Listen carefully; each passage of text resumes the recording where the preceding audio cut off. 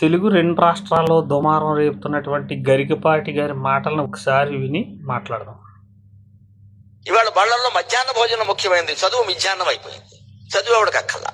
భోజనంలో గుడ్డెట్టారా, గడిది గుడ్డెట్టారా, అన్నం తినేవాడు కోడిగుడ్డు పెట్టడం ఏంటంటే బుద్ధి ఉందా లేదా? చదువుకోమని లేకపోతే వెళ్ళిపోమని చెప్పేవాడిని. కోడిగుడ్డు కోసం వస్తావు నువ్వు. ఈ గుడ్లు లెక్క రాయాలి మాస్టర్లు, వాళ్ళ కర్మ కాలిపోయి. చదువు చెప్పక్కల్లా. ఎన్ని గుడ్లు వెళ్ళాయి, ఎన్ని గుడ్లు మిగిలే, ఎన్ని గుడ్లు మధ్యలో పేలే, ఎన్ని గుడ్లు ఈ మాస్టర్ తినేసాడు. ఇంక వీడు చదువు ఎందుకు చెబుతాడండి? అసలు పిల్లలకు భోజనం పెట్టడం ఏంటంటే వాళ్ళ భోజనాలు వాళ్ళు తెచ్చుకోవలేదు, మానేమానండి. అంటే పిల్లలకు భోజనం పెట్టి పుస్తకాలు ఇచ్చి యూనిఫార్మ్ ఇన్ని ఇస్తే వాడు చదువుతాడా? శోభనం పెళ్లి కొడుకులో మంచం ఎక్కువ కూర్చుంటాడు.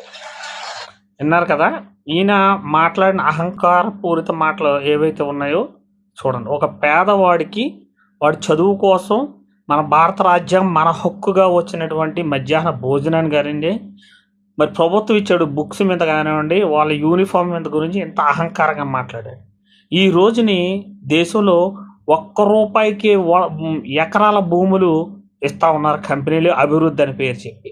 అదేవిధంగా ఈ ప్రభుత్వాలు జీరో బ్యాలెన్స్ అకౌంట్స్ అని క్రియేట్ చేసి కనీసం బ్యాంకు ముఖం చూడలేని వాళ్ళకి కూడా, బ్యాంకుతో పని లేని వాళ్ళకి కూడా అకౌంట్లు ఓపెన్ చేసి, తర్వాత ఏదైతే సూట్ కేసు కంపెనీలు ఓపెన్ చేసి 100 లక్షల కోట్ల రూపాయలు ఎగనాం పెట్టినటువంటి బ్యాంకులకు ఎగనాం పెట్టినటువంటి దొంగలని రక్షించడానికి ఆ డబ్బులు మాఫీ చేసి, మళ్ళీ ఈ పేదవాళ్ళు 100-200 వేసుకున్నటువంటి డబ్బుల్లో కూడా కట్ చేసేసి లక్షల రూపాయలు ఈ బ్యాంకుల నుంచి లూటీ చేసినటువంటి పేదల డబ్బుని సంఘటనలు భారతదేశంలో ఉన్నాయి. అవి జరుగుతూనే ఉన్నాయి.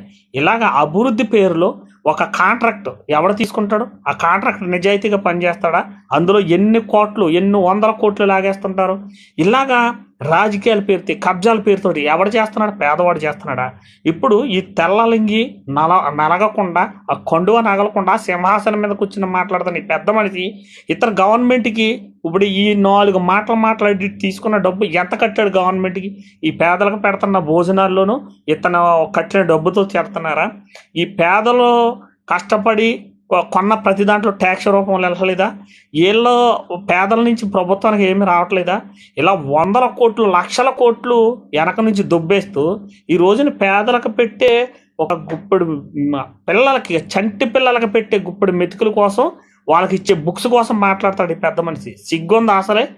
భారతదేశం ఒక పక్క లూటు చేసుకుంటా కులమని మతమని ప్రైవేటు ₹10 మీరు భూములు ఇచ్చి 100 ఎకరాలు అందులో కంపెనీలు పెట్టి అందులో ఉద్యోగాలు ఎవరికి ఇస్తున్నారు? ఒక కులమో మతమో చూడకుండా ఎక్కడ